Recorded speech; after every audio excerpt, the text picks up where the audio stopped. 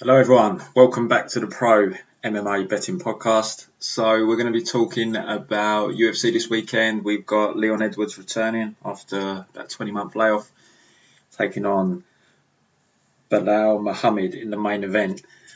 As always, we're going to break down the card from bottom to top. And as always, I will recap on how we got on weekend just gone. So we took home overall about just under 4 units profit across pre and live betting. On pre-betting, we won about 3 units, just under. Had a few bets on that card. I liked it from a betting perspective. We had 1.4 units on Jourdain Song, which didn't come in. We had a unit on Carlos Ulberg, which didn't come in. But we had 2.5 units on Amanda Lemos when she was about minus 180. And we had 2 units on Eurus Medic, which came in as well. We also had Dominic Cruz by decision at plus 190, and we had a couple of units at about minus 115 on Jan Sterling going over 3.5 rounds. Live betting, it was a quiet one. I think we just had the one live bet. Just double check. Yeah, it was actually Kyler Phillips. So we basically covered a decent amount of our 1.4 unit pre-bet stake on Jourdain Song by taking a unit on Kyler Phillips after round 1 at about minus 125. So good event overall for members, just under 4 units profit. If you want to sign up for a membership, guys, it's ProMMABetting.com. All the membership packages are on there. We've got weekly, monthly, 6 monthly and yearly. Most members are with me for a year. As I always say, it's best bang for your buck. There's peaks and troughs in this game. If you sign up for a month, we might have a bad month. It isn't representative of the service as a whole. It is truly a long-term service. Much like, as I always say, the stock market, there are ups and downs. I can't win every week. So what we try and do is win on a long-term basis so that if you're betting across the course of a year, or I like to call it a season, which normally runs from mid-January through to just before Christmas, and the UFC normally has about a month off, that would profit over that period. All bets are tracked. You can see since bets are tracked, been tracking the pre-bets now for over 2 years. Over 3 years. Live bets have been tracked now for over 2 years. There's links to all the trackers below this video. There's links to all the trackers on the website. You can see we're consistently making profit year after year.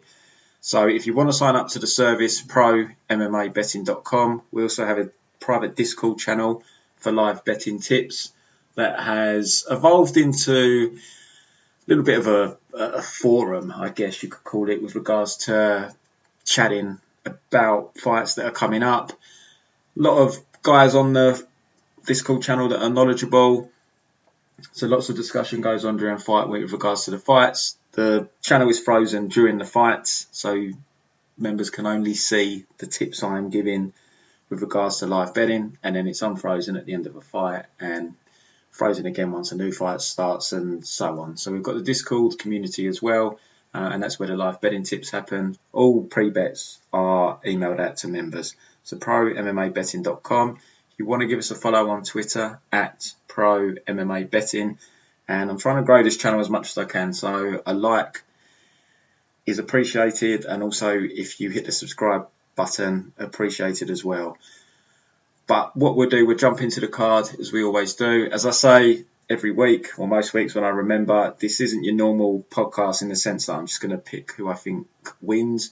I will normally go with where I feel there's value on the betting line. This is a more betting orientated podcast, so we will be looking at the odds, looking at if there's value on a current line, and if we feel there's enough value to pick an underdog. Sometimes I don't go against my gut. If I've got a strong feel, even if I think the odds are off, I won't pick the underdog. But I do have rules of thumb in place, but rule of thumbs are there to be broken. Nothing is set in stone. But the general theme is it is a betting podcast. We do go on the odds, and if we feel there's value there. So if we jump into the card, guys, let me just lose these pages. So first fight on the card is Matheus Semmelsberger taking on Jason Witt. Welterweight fight here. Semmelsberger, I managed to bet him on his debut as an underdog, and he came through for us. Thought that was a good spot for him. Still not entirely sure what his ceiling is. I don't think it's particularly high, to be completely honest. Jason Witt, I think, is the better mixed martial arts fighter. Fights out of the James Krause camp. He's got more experience, been in there with some good guys. But his chin is very concerning. And I was considering betting Witt here. He was like out at plus 130 when I done tape, but I just couldn't because of his chin. He's been knocked out in 4 of his 6 losses. Most of you have probably seen the knockout loss to Sato. You watched the Zach Busia fight before the Sato fight. He gets hit by a pretty innocuous left hand, and he gets badly rocked. I wouldn't say badly, but he definitely has Bambi on ice legs at one point in that fight. And you go and watch his win over Mark, and then Jerry gets rocked in that fight as well. His chin is just very, very suspect to me. And Semelsberger does crack. I think if he lands the shots he landed in his debut here, I think he wins this fight. But it is a tough fight to call because I think Witt's quite skilled. He's got nice stand-up. He just lacks power, and as I've already said, I don't think he's very durable. But he is well skilled. You can see the way he moves on the feet, and he's got good grappling. He's got good wrestling, and I'm not just going off his UFC debut there. I've watched a fair few of his fights, and his wrestling is decent. So I think this fight comes down to whether he can grind Semelsberger, who I have seen some fights of Semelsberger where he has been taken down relatively easy. His takedown defence doesn't look overly stout. I think the line's about right now. It's now falling in as more of a pick'em. I think Semelsberger's a slight favourite still, minus 120. It's a real hard fight to call this one. I'm gonna pick Semelsberger purely on the fact that I did take a punt on his KO line at plus 400. So I'm going to be rooting for Semelsberger here. I don't think there's any value on either line. I don't trust Witt's chin. I'm not sure if Semelsberger does have the skill though to win this fight if he can't get a knockout, and I'm not sure if he can stop the takedown. So I don't see any value on the money line. I thought Semelsberger though KO plus 400 was a fairly solid price, so I did have a poke at that, but no confidence in who's going to win here. But just purely because I've got a little bit of money on Semelsberger KO, I'm going to pick Semelsberger, but that's more of a just because when the fight is going on, I'm going to be cheering for Semelsberger because I've got a little bit of action on him. But please don't take any confidence from me in that pick because I truly feel it's a 50-50 fight. Next fight on the card, we move to Gloria DePaula taking on Yinyu Frey. DePaula's got a fair bit of hype here. Now, if you go back and watch her a couple of years ago, she was very, very raw. She lost to a lady, I'll bring up her name in a moment, who has fought in the UFC. She fought Lipsky on short notice, and she got beaten up for 3 rounds. It was only a couple of years ago. She did show heart in the fight, though. That was the one thing I did take away from the fight, because she did take a bit of a beating in that fight. But yeah, she got overall for 3 rounds there. On Contender Series, she looked vastly improved.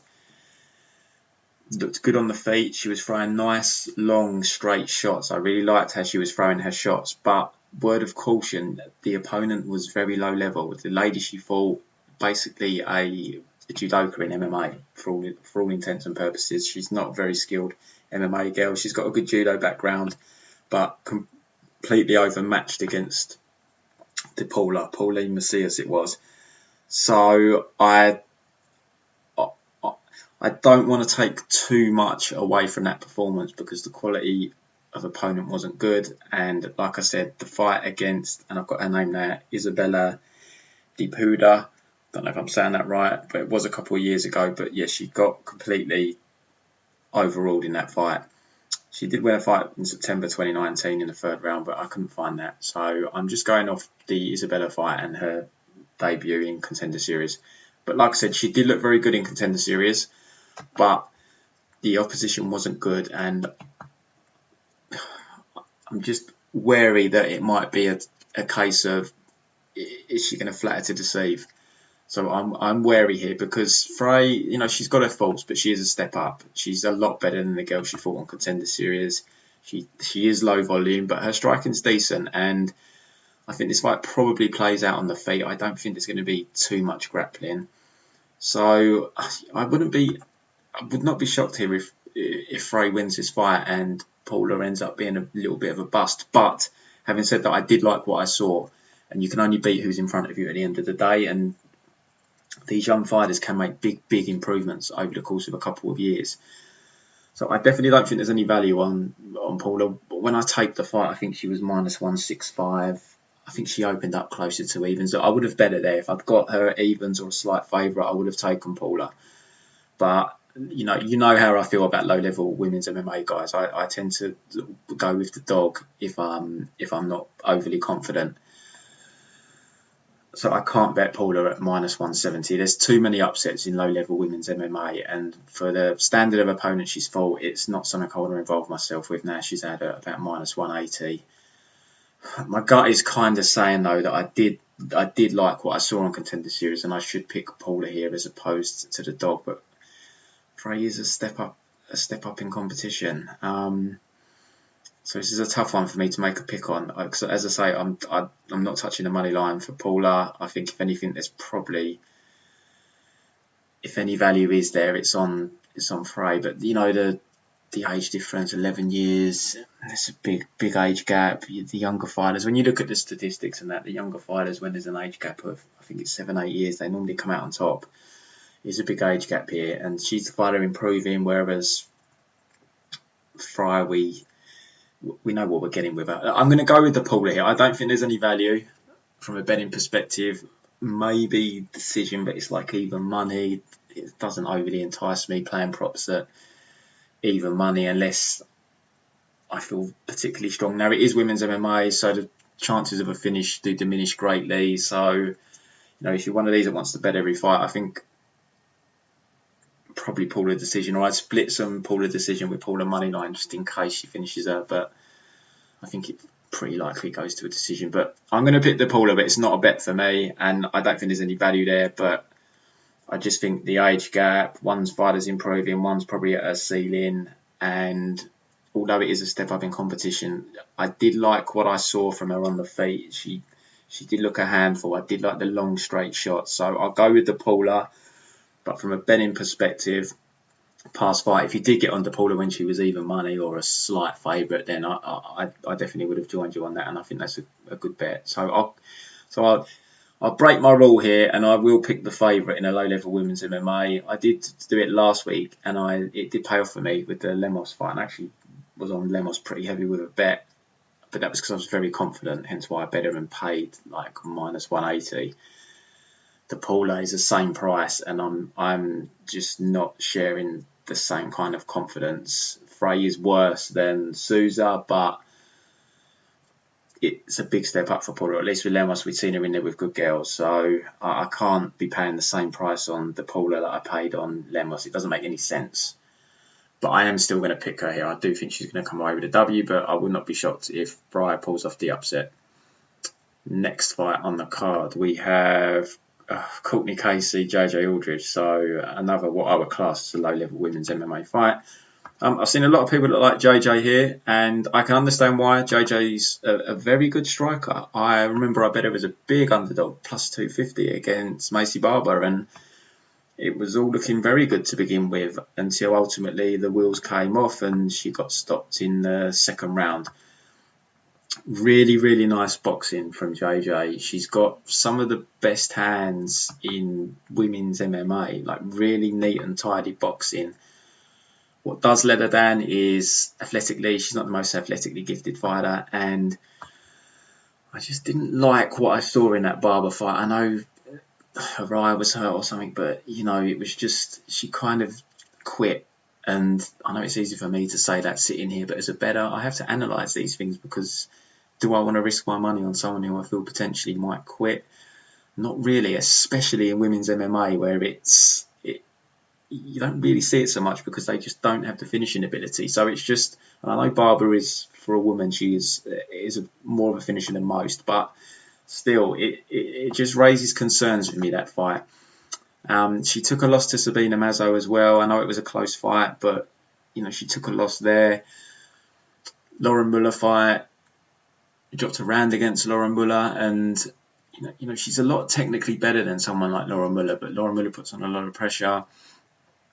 I just have my concerns here that she's a little bit of a trap bet, because I can see why people are betting her, because she's definitely more technical than Courtney Casey. She is the cleaner boxer, but Courtney Casey, I think she's going to make this a bit of a dogfight, and her big weakness is her takedown defence. Not sure if we see JJ trying to exploit that.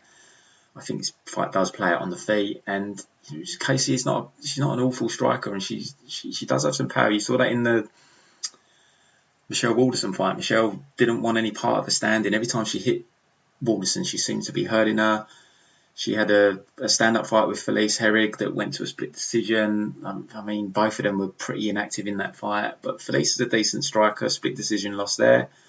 She lost to Walderson via a split, but that was because Walderson was able to get the grappling going, and I still think Casey won that fight. Then she beat Angela Hill, split decision, stand-up fight. Angela Hill's a good striker by women's MMA standards, so it was a close fight, could have gone either way, but she nicked the split decision. Did get outstruck by Cynthia Calvillo. I don't know how much the potential takedown threat played into that with Casey, or if it did at all. So not the best look, losing a striking battle there. And our last couple of fights have been pretty much grappling heavy. So I'm not betting Aldridge as a favourite here. I would have bet her if I could have got underdog odds. I feel the line is, I think she's about minus 150. Look, I probably would cap her a slight favourite, but I can't bet her here at that price. Maybe if you look at her decision line, might be something to consider. Let's have a quick look. What is Aldridge's decision? Because, I just don't see a finish whatsoever. Aldridge wins by decision. It's crap, even money. It's not far short of what the money line is. It's just not worth it. But, I'm going to pick the dog here. As I say, low-level women's MMA. I do normally go for the dog. I don't think there's great value on Casey here. I would have preferred plus 150 or so, but plus 130, I've still got to go with the dog. And I don't think decision's awful. Plus 200 on Casey to win a decision. I definitely wouldn't put all your money, unless you're just having a tiny little poke at it. I definitely wouldn't put all your money on the decision line, just in case she did finish her. As unlikely as it seems, you'll be kicking yourself when you can hit a plus 130 money line as well. So I'm going to go with Casey here to win a close split decision type fight. I think she's going to make a fight of it, get in Aldridge's face, not let her have a pretty fight, and I think she's going to end up being a close decision. So I'm going to side with Courtney Casey here to win this fight. Next, we've got Nasrat Haqparast taking on Rafa Garcia. So Rafa is coming in on a few days' notice here. Nasrat was meant to fight Don Madge. Yesterday, I just watched his last fight against Bantamweight. A lot of you will know Bantamweight. He was in the UFC, went 1-3. Not a very good fighter. Rafa won a 29-28 decision against him about a year ago. It's his last fight. Look, it was an okay performance. I wasn't overly impressed from what I saw. He was eating some left hands from Bantamweight. He mixed in the grappling. I think it's a big ask for him on short notice on his debut against Nasrat. Nasrat's weakness is either if you can grapple him or if you can put him on the back foot with the striking, and I don't see either of them occurring here. I think Nasrat's going to dictate this fight, and I think he's probably going to put... we don't really know how durable Rafa is. I've only watched the one fight, but I think he'll do well to last a distance here. So I'm definitely going with Nasrat. Not sure where his line is at the moment. I know he was about minus 350 last time I looked. Just have a quick glance where he's at now. About the same. Well, he's at minus 425 at Bet Online. So props that are out. Nasrat wins inside the distance. Looking at plus 130, plus 135. If you want to bet the fight, I don't think that's a bad bet to take. We know Nasrat's got power. There might be a Casey fight, he had him badly hurt. Mark's always shown he's very durable, and Nasrat had him in more trouble than I think anyone has really. Had him hurt in that fight. He's knocked a few guys out as well. Alex Munoz in his last fight did well to go to 3 rounds. Short notice. I don't think Rafa's really ever faced real adversity in his fights. I haven't seen most of his fights, to be fair, in saying that, but the level of opposition is definitely a big step down from Nasrat. So as long as Nasrat doesn't come in here overconfident and get careless, he should take care of business. So, if you're one of these that likes doing a double or parlay, Nasrat's probably a fairly safe leg. But from my point of view, I think maybe I'd look at Nasrat inside the distance. He's going to put it on him. He's going to need to be tough to last the 3 rounds, Garcia. So, yeah, Nasrat there all day for me. Next fight on the card, we've got Rani Yahya taking on Ray Rodriguez. So, Yahya, I take this fight a few weeks ago now. I looked at his Instagram. He's not been at American top team for this camp. He's been training in Brazil. I assume it's due to the whole COVID situation at the moment. Yahya, as we know, he's a brilliant Brazilian Jiu-Jitsu practitioner. Really, really good with his submissions. He gets you to the mat. You're normally in a world of trouble. He's always been matched.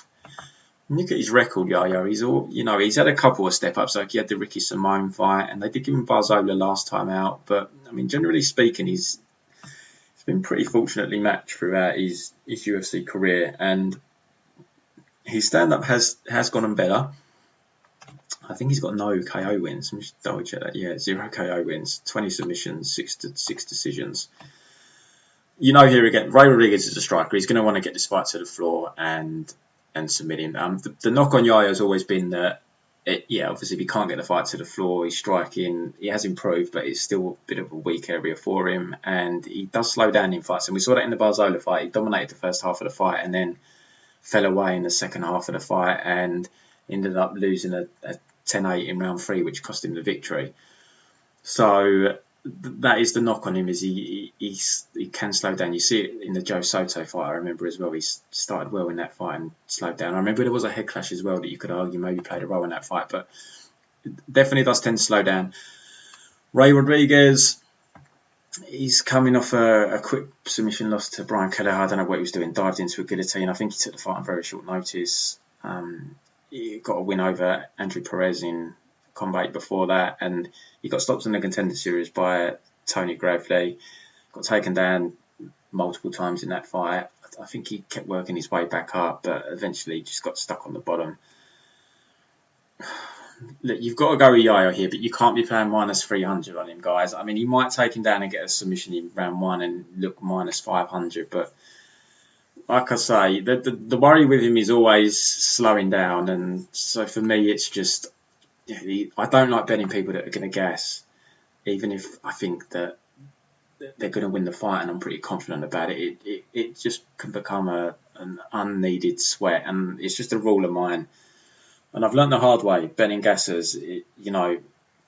When you've got money on it, there's nothing worse when you can sense a fighter slowing down. So if it gets into the second half of the fight, who knows what's going to happen, but you've got to fancy Yahya to get the job done here. And Rodriguez, I think, has been subbed a fair few times. 3 submission losses. And he's coming off that quick loss to Kelleher where he dived into a guillotine. Don't know what he was doing, but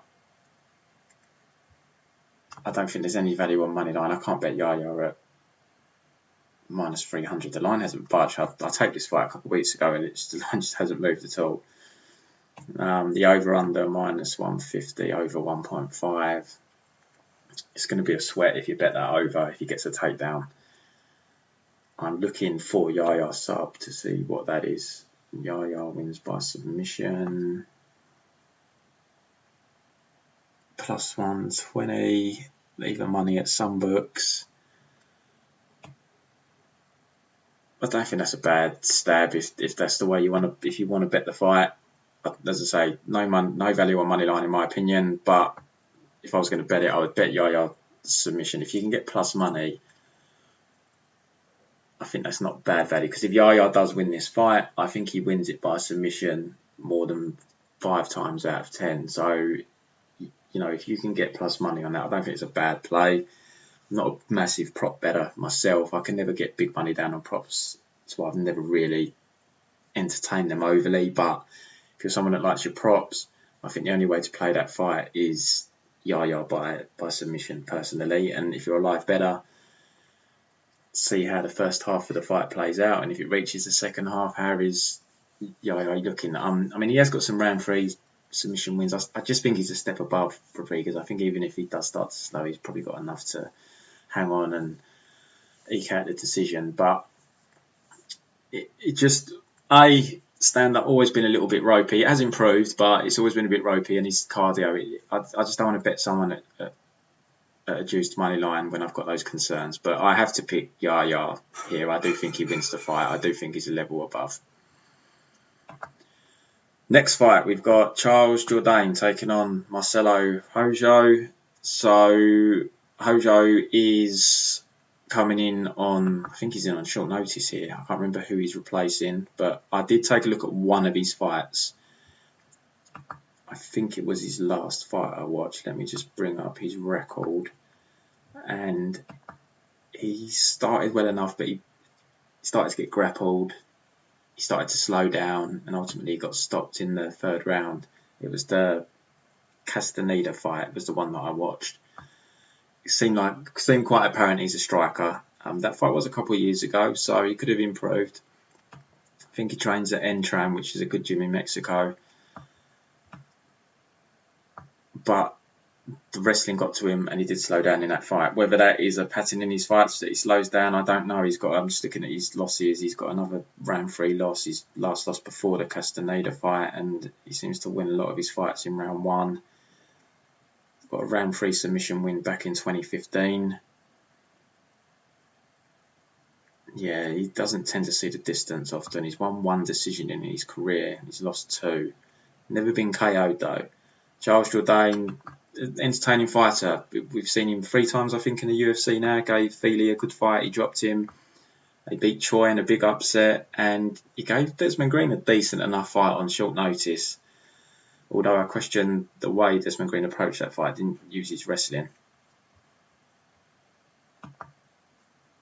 And he's coming off a draw with Joshua Calbeo in a fight that could have gone either way.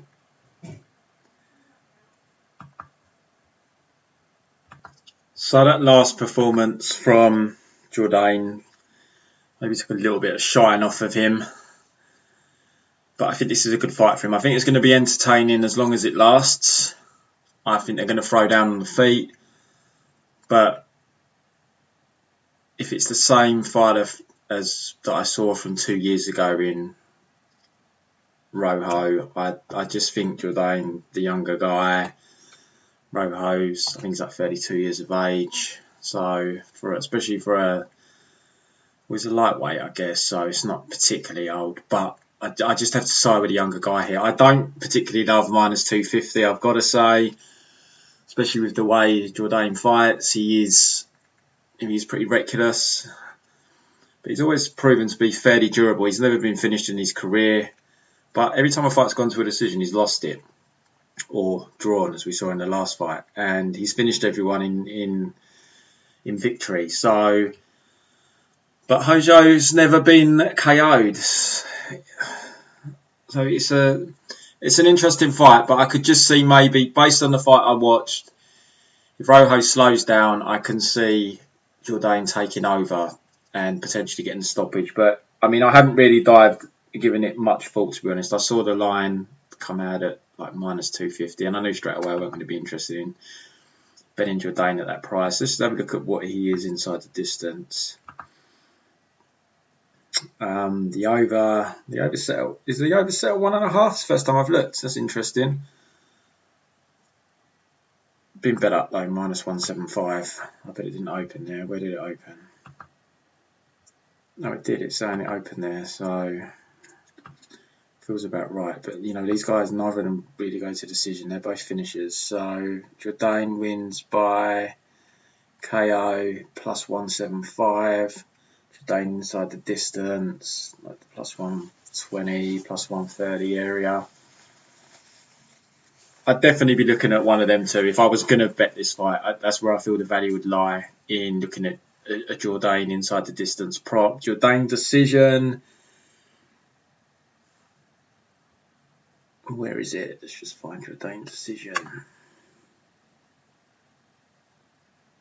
plus 200, so not as wild as I thought it was going to be actually. So yeah, if you want to bet the fight, me personally, I'd be looking at poking something on Jourdain inside the distance, or Jourdain KO, or a bit of both, just because I've been betting in the past, betting a specific outcome, and then the opposite outcome happens, like KO into the submission happens. At least if you bet inside the distance, you're covered for however that fighter wins, if they do win inside the distance.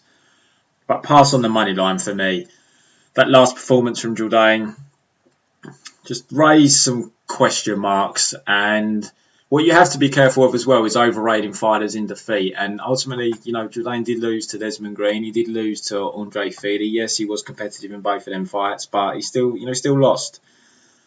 He beat Choi, good win, and then he's coming off a draw with Culebao. So, his record is in the UFC is 1-2-1.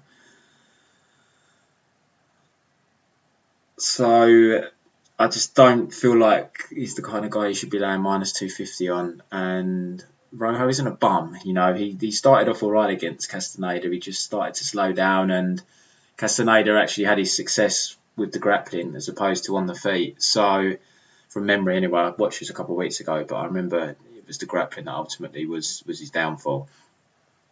So I'll pick Jourdain, but it's definitely a fight that I want no part of. And if I was going to bet that fight, I'd be looking at an inside the distance prop for Jourdain, and it would be a small bet at that. Next fight on the card, we have Angela Hill, Ashley Yoder. I spoke about this fight a couple of weeks ago, guys, when it was first supposed to happen. So if you want to hear the breakdown, go back to the breakdown card I did when this was originally scheduled.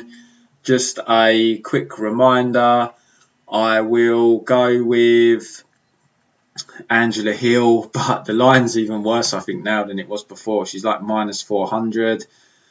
No interest in playing minus 400 on Angela Hill. I think if you're going to bet this fight, you either need to look at Angela Hill decision, which is extremely likely if she wins, or if you want to just take a punt on Yoder, who's sitting at like plus 300, which, it is a little wide. Can't say I'm going to play Yoder, or I have played Yoder, but Angela Hill minus 400. It's dodgy territory if you're playing that. Hill to win by decision, it was about minus 175, I think, last time I looked. Oh, it's been bet up. You're looking at minus 190, minus 200. I still think it's better than playing the minus 400 on the money line. Yoder, if you're going to play it, just play a money line. But if you want to have a little bit on decision as well, because it's, as I say, this fight is very likely you're going to see the scorecard. You can get plus 400-500 on decision. So maybe have a little sprinkle on that, and the rest on Yoder money line if you're looking to play this fight. It's definitely a wide line. Definitely, but I'm just sticking with my gut here based on their first fight. I think Hill wins. As I say, go back from the break to the breakdown a couple of weeks ago. That's where I break the fight down in more detail. But I'm going to pick Hill here. And I did say last time I'd done this, I don't know if I class this as a low-level women's MMA fight, because I think Hill has kind of made that jump from what I'd class as low levels into the higher echelon just. But Yoder is someone that would fall into the lower level MMA side of things for me, but it's just a pass fight at that line for Angela Hill. You can't be betting it, guys. So we move to the main card now. First fight on the card, Eryk Anders, Darren Stewart. I don't know what's happened to Eryk Anders. When he first came into the UFC, he looked like a decent prospect, but he's just slowly but surely looked pretty much worse every single fight he's had ever since, probably the Thiago Santos fight. Let me just bring up his record. So he had I say that though. Beat Perez in his debut. Perez took that, not in his debut. He beat Rafael Natal in his debut. Then he beat Perez. I think that was Perez's debut. Took it on short notice. Lost to Machida in a fight where not a lot happened. He just kind of pressured Machida but never really let his hands go. Then he had the win over Tim Williams where It was a very ropey performance. Thiago Santos, he took on short notice up at 205, and he gave Santos a good fight up until he got stopped at the end of the third round. But, I mean, since then he's lost to Elias Theodorou, even though he hurt him, Khalil Roundtree, where he got absolutely smashed for 3 rounds. He got a win over Vinicius Moreira, like everyone does. And he got a win over Gerald Meerschaert, and that fight could have gone either way, very close. He started well in that fight, but he was getting that struck by Gerald, especially in round 2. And, Gerald's very slow himself, so it's not a good look. And then he's coming off a win over Jotko, where he was trying to get a clinch game going with Jotko, but couldn't get him down. Jotko would eventually escape from the clinch, and Jotko was just outstriking him at range. Yeah, he's just not looked good, Anders. It hasn't looked good. He's quite slow. He's very athletic, but there's no substance on the feet. I mean, he cracks, but there's no substance. It's like one shot at a time. If he'll try and pressure you, he's very slow. Darren Stewart, kind of opposite, really. He's actually been a fighter that's improved when you compare his UFC debut and his first few UFC fights. He's definitely a guy that's improving, or that has looked better, but he's still someone that, he throws out a banana skin like the Fabinski fight, which is just a horrible look. Got the win over Maki Pitolo, guillotined him, and then he's coming off a spirited performance against Kevin Holland. Lost the first 2 rounds. They were competitive rounds. Holland just nicked them, and then Holland slowed down in the 3rd round, and Stewart finished the fight very strongly. Got him down and was raining down some heavy ground and pound. I think Anders is going to try and clinch with Stewart here and get takedowns. That's how I see him approaching this fight. I think on the feet, Darren Stewart's got a granite chin. I've seen him hit a few times, and he takes the shot so well. It doesn't faze him. I think on the feet, Stewart is... Anders has always taken a shot well as well, to be fair. I don't recall really seeing him... I know he got dropped a lot. I think Roundtree dropped him, 3 or 4 times, but, he never put him away. So he's a tough guy to finish. But on the feet, I have to go with Stewart, just as speed as well. He's definitely the quicker guy. It's just whether Anders has any joy clinching and getting takedowns, and I just can't see him winning a fight that way. I just don't see it, to be completely honest. Stewart is about -175. I just think this is Stewart's fight to win. I really do. And it's so hard as well. If you can't get takedowns and stay on top, it's so hard to win fights now by cage hugging, because you could cage hug someone for 4 minutes. But if you're not landing any shots, you're just literally holding them on the fence. All it takes is a couple of power shots when you separate, and the judges will go with the guy that's landed the power shots at range as opposed to 4 minutes of hugging. It's just a really hard way to win fights now. And I don't think Anders... his wrestling is not that good, and it has always been a weakness for Stewart. But I just don't think Anders is the man to grind him out. Like someone like Fabinski, that's his MO. He's good at it. He's very one-dimensional, but he's good at that one aspect. Whereas Anders is just, I think he's caught in 2 minds as to what he wants to do, because he struggles on the feet because he's slow, although he does crack. But then his clinch game, wrestling game, it doesn't really stand out, and he can slow down in fights as well. So Stewart has shown solid gas tank. He slowed down a couple of fights early on in his career, especially like the Marquez fight, but that was crazy pace, that fight. I trust his cardio to hold up better here. I've got to go with Stewart. I can see it being a close competitive fight, but I like Darren Stewart here. If you've got like the -175, I don't think it's terrible. It is Darren Stewart though. This fight, the problem is this fight is likely going to a decision. I don't see a finish. I don't see a finish. So when you look at it, Anders' decision is +300. If you want to fade Stewart and bet Anders, I don't think that's a terrible bet. But I just don't see a finish here. And you've got Stewart decision landing at +130. So if you want to bet Stewart, but you don't want to pay the money line, I think maybe look at the decision. But I'm picking Darren Stewart here. I just don't know where Anders is at, where he's going. And like I said, he was like the Misha fight. He could have lost that fight. I remember just before the fight started, I uncharacteristically, I don't normally do this because I always say, if you're betting on a fight the day of the event or just before the fight, you're forcing the bet because you would have made the bet beforehand. Because the line, unless the line's moved dramatically, and it hadn't on this fight, I just thought, no, Anderson's not losing to Gerald, and I put a little bet on him, and I thought I'd lost the bet. I thought Gerald was going to get that decision, and he didn't. He lost the split, so he could easily have lost 1, 2, 3, 4, 5. He could have easily lost 5 of his last 6, easily. And I mean the Tim Williams fight as well. I mean, I don't know how the judges had that, but I remember it was a lot closer than people expected it to be beforehand. I just can't pick him here. I mean, you look at his record and, he could just have wins over, besides the debut win over Perez and Natal. Well, Natal was the debut, then Perez. Since then, I mean, you're looking at wins over Tim Williams and Vinicius Moreira. And yes, Misha, but he could have easily had an L there. So I'm going with Darren Stewart in this fight. I'm partially a fade on Anders, but I just don't really see him grinding his way to a win here. So Darren Stewart for me. Next fight, Manuel Kape taking on Matheus Nicolau.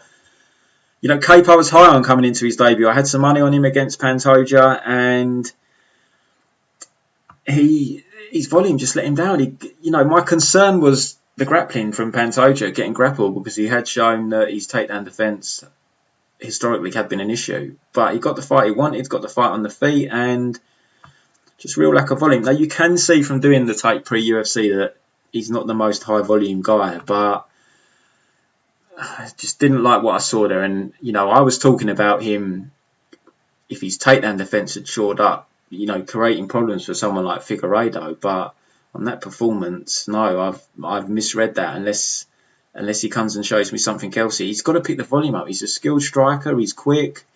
He can crack. I hope he learnt a harsh lesson there. I hope he did. I remember at the end of the fight, he seemed to think like he won, but it's like, no, you didn't win the fight. Like, no way you won the fight. I remember getting a decent line on Pantoja after round 2. I think even the books were a little unsure because, Pantoja didn't blow him away, but I was pretty confident he was 2-0 down. And I remember, because we had a pre-bet on Kape, I remember taking the live bet on Pantoja at -200 because I was pretty sure he was 2 up. The only wrinkle Kape showed in that fight that was a new wrinkle that was impressive was he did actually hit some takedowns on Pantoja. Now, Pantoja's a great scrambler. He's hard to hold down, so he couldn't really cement any top position. But he did show some takedowns in that fight, so that was something different to see. But he's got to pick the volume up. Nicolau, I only went back and watched his last fight from 18 months ago, but I do remember him from his last UFC run. I think he got cut because he was a victim to the cuts they were making when they were getting rid of the Flyweight division. But I remember him being a fairly low volume guy as well, and it kind of got backed up when I watched the Felipe Efram fight. So I wouldn't be surprised if this is a bit of a low volume kickboxing bout. I don't think he's going to be able to get Kape down. I've still got faith that Kape's wrestling has improved, even though we didn't get his defensive wrestling tested against Pantoja. I've got faith it has improved because his offensive wrestling did look better, so I've got to assume the defensive has improved as well. And I'm going to go with Kape. He's like -130. People are obviously hesitant to bet him because of the low volume display, and it wouldn't shock me if this ended up being like a split decision type fight where it's low volume, and no one puts a stamp on it. But there's an opportunity here for Kape to say, look, UFC debut, I don't know, Jitter's got the better of me, or what, I don't know.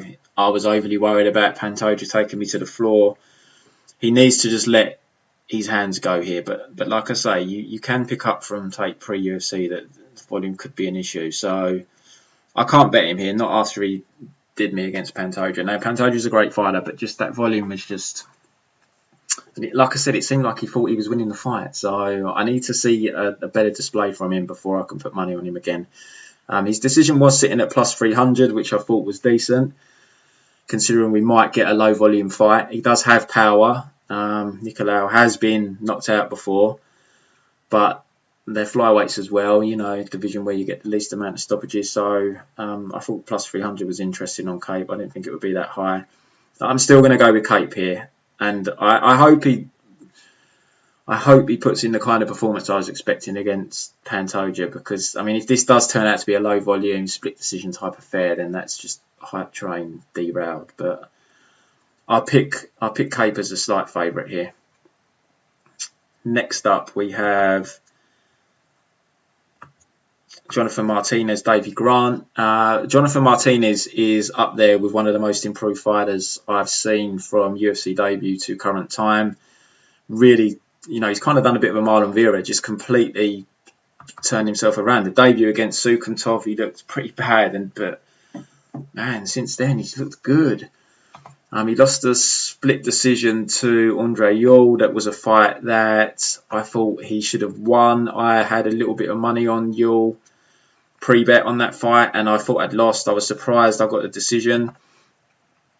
But, Yul's a long guy. He can be tricky to deal with, but I still thought Martinez deserved that fight. Young guy, only 26 years of age. He's just looked better and better every fight. And last fight against Thomas Almeida, and I know Almeida was coming back from a long layoff, but Almeida, a very solid striker. And, 30-27, Thomas Almeida had him hurt. His kickboxing just come a long way. Even his strength compared to like the Cirkunov fight where he was getting taken down, he just seems, it's only 2.5 years, but he's just made some big leaps in that time. He's taken on Davey Grant, who's been very inactive throughout his UFC career, hasn't fought very often, but he did get one fight in 2019, one in 2018, one in 2020. So the last few years he's been averaging one a year. He's getting a fight in fairly early this year in March. Look, he's a game guy. He's never been KO'd. You saw against Martin Day, he'll come and throw down. He got a nice knockout win. I think his path to victory here is trying to get takedowns on Martinez. I think on the feet he's just completely outgunned, and I really like Martinez here. Like I said, I think he's a greatly improved fighter. Fights out of a southpaw stance, utilises that stance really well. I'm pretty high on him. I think Davey's probably going to struggle to get the takedowns. We haven't seen his grappling overly tested, but even like in the Buren fight, his takedown defence and grappling just looked better. And Buren's takedowns aren't bad. I remember he was taking down Marlon Vera and giving him some trouble early on in their fight. So I just think it'd be a stand-up fight, and I think Martinez has just got too many tools. He's just improved so much. He's 9 years younger. I have to go with Martinez here, and I think if anyone is looking to parlay, I don't think he's a bad addition to a parlay if you're looking to do so. And the line's kind of held steady at minus 300 for a while, but I'm pretty confident in Martinez here. Davey is tough, but I just think he's going to be outskilled here. So the pick is Martinez for me. Next fight on the card, we have Dan Ige, Gavin Tucker. Really good fight, this one. Dan Ige, another fighter who's improved greatly since his UFC debut. You go and watch his debut fight against, name will come to me in a minute. He got soundly outstruck.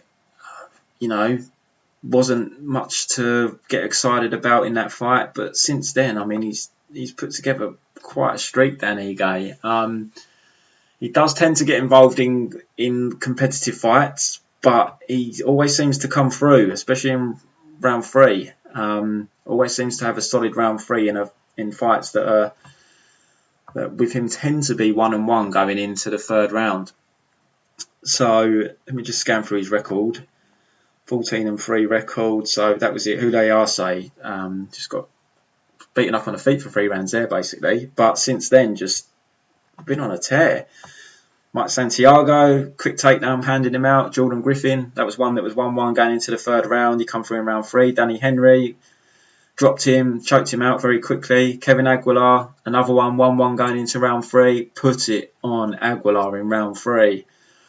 Bektik, another 1-1 going into round 3. Round 3 was competitive in that fight, but I thought we'd done enough on the feet. Bektic couldn't really get the grappling going in the third round. Edson Barboza, I thought Barboza won that fight. I think I bet Barboza in that fight, and I thought he won that fight. Round 1 he definitely lost. He got dropped. Round 2, to be fair, he was losing round 2. I did have Ige winning round 2 up until he gets hurt to the body towards the end of the round, and I think he ends up on his back. I can't remember now. He definitely got hurt to the body though, and I thought that was enough to give Barboza the round. And in round 3, typical Ige, I think he did take round 3. He got a takedown with a couple of minutes left, but he done a lot better in that fight than I was anticipating. Even if you think he lost, he was very competitive with Barboza, and his striking is decent. He's got some good combinations he put together with his hands. He throws with venom. He's got a lot of heart. He got dropped by Barboza in that fight. He got hurt to the body by Barboza, but he kept coming. And then he's coming off the decision loss to Calvin Kattar, where he took the second round off Calvin, outstruck him in round 2, but just couldn't quite keep up with Calvin. But Calvin's one of the best strikers in the division, so there was no shame in that. But it was a spirited performance, especially the first half of the fight. It was very competitive. Gavin Tucker, everyone kind of wrote Tucker off after he's lost to Rick Glenn. He took a horrible beating in that fight. The fight probably should have been stopped, but he took time out. He was gone for nearly 2 years, came back and kind of reinvented himself against Troy. Very wrestle heavy approach. He's got Renzo Gracie black belt. Justin James, he got hurt in that fight, was in trouble in round 1, but James took it on short notice and just was completely gassed after round 1, and Tucker went to his grappling again, ended up getting a submission. And then he's coming off a win over Billy Quarantillo, where again, utilised his grappling pretty much in that fight. He is a good striker as well, Gavin Tucker, but Tucker likes what I call like a pretty fight. He likes the striking fight to be on his terms. He's the type of guy that he's not going to like someone that gets in his face, and that's what Ige's going to do. Ige's going to get in your face, and he's got some good hands. He's going to throw bombs. I don't think Tucker's going to like that. He's going to want to get this fight to the floor. I think that's where he's, and we have seen Ige isn't great off of his back.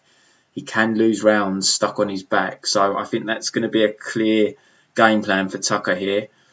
It's where I see him winning this fight, if he does win it, is by basically out grappling Ige. Now, his striking is good, Tucker. He's competent on the feet. He's got good angles. He's fast, but he's quite short. I think he's going to be at a reach disadvantage here. Let me just bring this fight up. Let me see what their reaches are. But he's really thick, but he's quite short for the featherweight division. He's got a 5-inch reach disadvantage, so Ige's going to try and exploit that. He's going to be throwing bombs at him.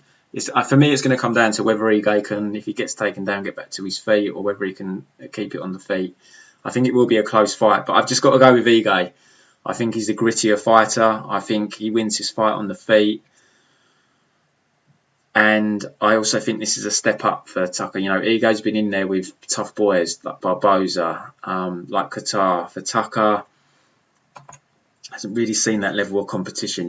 Rick Glenn, Choi, Justin James, Billy Quarantillo, Sam Cecilia in his debut.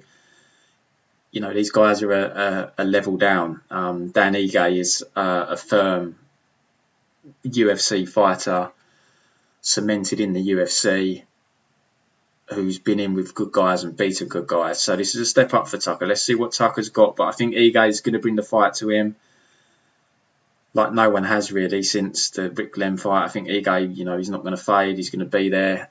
It's just whether Tucker can take him down and keep him down. But I'm going to go with Ige here. The money's been coming in on Ige. He's out at like minus 150 now.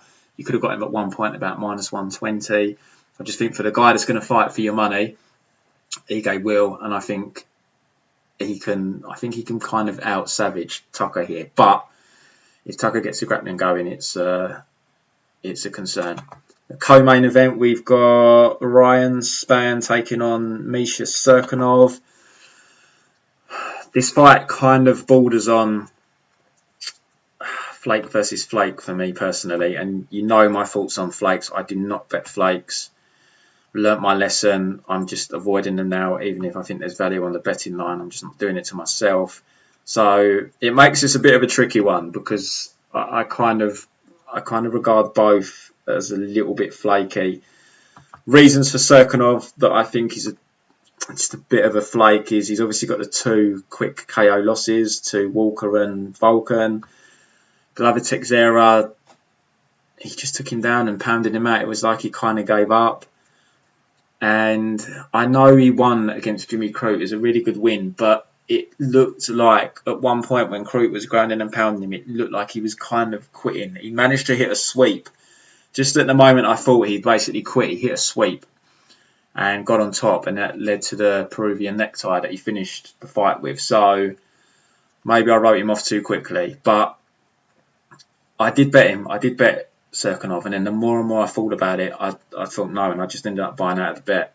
I took a small loss on the bet, but it just wasn't sitting comfortably with me. I said I'm not betting flakes anymore, and you know I know some people are going to say he's not a flake, but for me he's he's at least bordering it, and I just want no part of that. And Ryan Spann is the kind of guy that Cirkunov definitely should be, but you know he does crack, and you know, I just feel I'm going to be nervous, and when this fight's on the feet. But you know, for me, I mean, I'm calling Spann a flake, but I mean, he's lost to elbows twice. You know, it's probably quite a unique achievement to have been elbowed out cold twice, because it is quite rare, and it's happened to him twice now. And then you've just got that Sam Alvey fight. I just couldn't get it out of my head. You know, it seemed like such a good fight for him. He's the big, long-rangey striker. Just picked Sam off at range. But yeah, he just couldn't deal with Sam's check right hook counter. He just kept getting caught with it, and then eventually got badly hurt by it.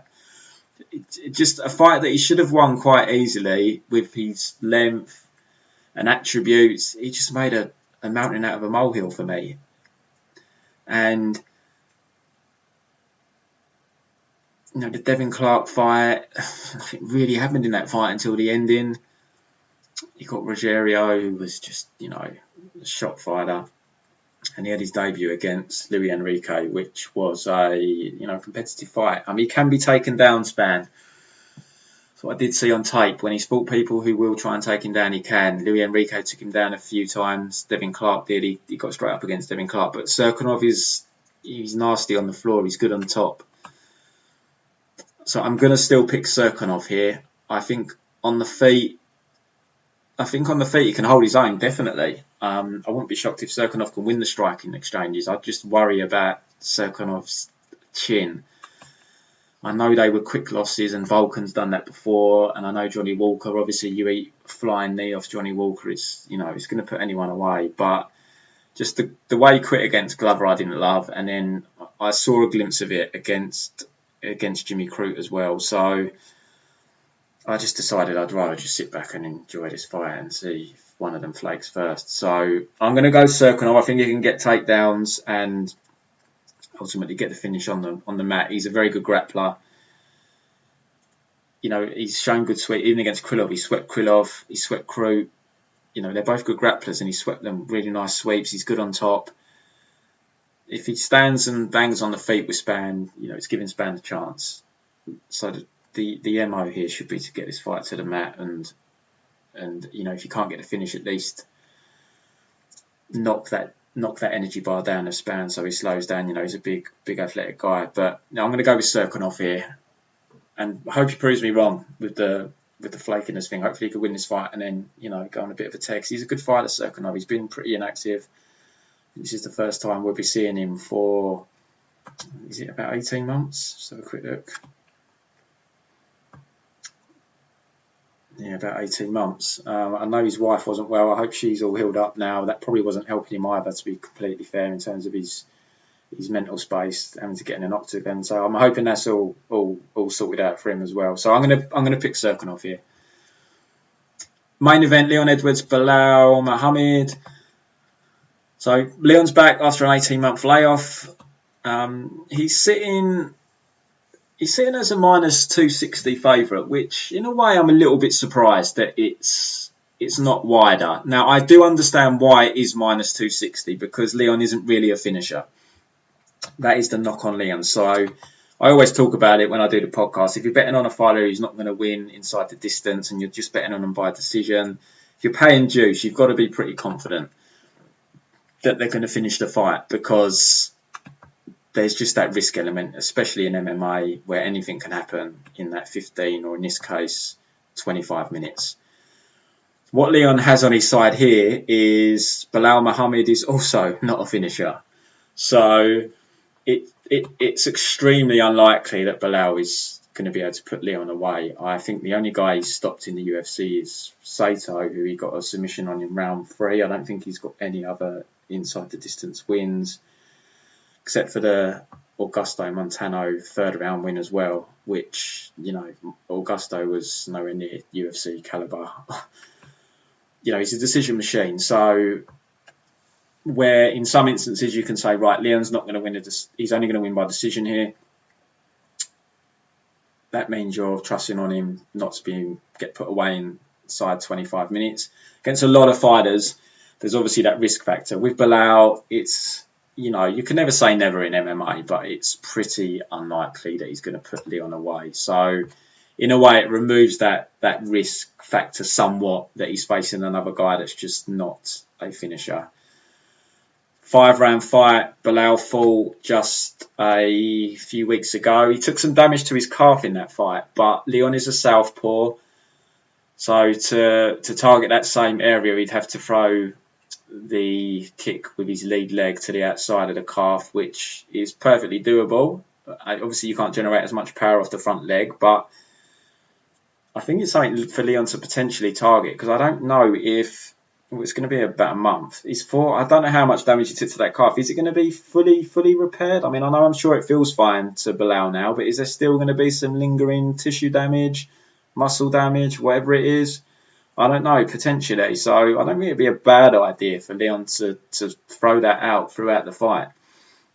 That outside lead calf kick to Belal. But Leon's such a good fighter. He gets underrated as well, going back to the betting price. Just because I think he's not a finisher. I've been guilty of underrating him in the past, but I acknowledged it a long time ago. I remember I bet Tumenov against him. He beat Tumenov.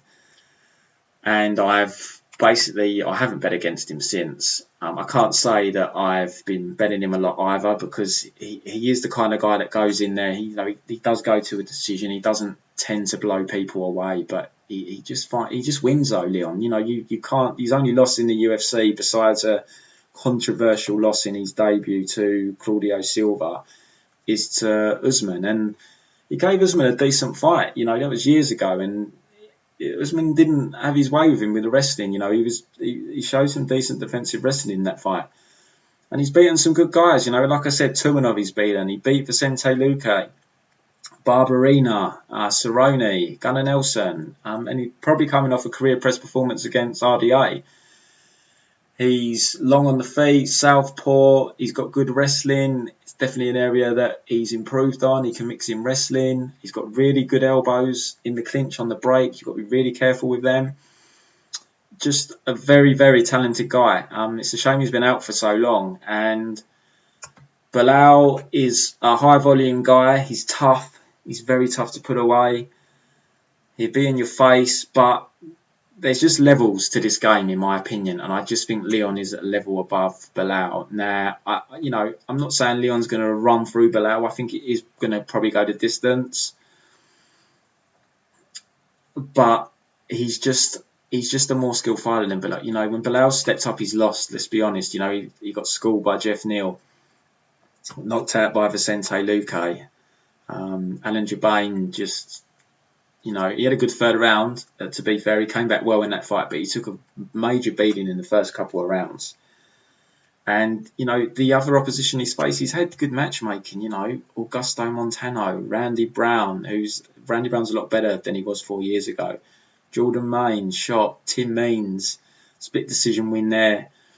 Chance Recountry, or however you say his name, Curtis Millender, Sato, Lyman Good. Lyman Good was a decent win, but he was in trouble in that third round, and he's coming off a win over Diego Lima. He's had good matchmaking. Let's be honest, Belal. He's been matched quite fortunately, and I do like him. He mixes in his wrestling well with his striking, but there's just nothing that stands out with Belal, and I just truly feel there's levels to this game, and I can't look past a Leon victory here. So Leon Edwards for me. That wraps up the card, guys. Good luck with your bets. Hope you cash. I'll be back next week to break down next week's UFC. And also made amends on the predictions. Went 10-5 after a couple of ropey weeks on the prediction. Should have been 11-4, but PD Yan went and got himself disqualified. And we called 3 out of 7 underdogs. The underdogs were hitting an almost 50% clip at the weekend. So we called 3 of them. So, yeah, back in business a little bit there. So, yeah, good luck with your bets, guys. I'll be back next week. Hopefully we can all make some money this week. Pro MMA Betting.com for the packages. If you want pre-betting, live betting, we've got both. You can have either or. Pro MMA Betting.com. Speak soon. Cheers.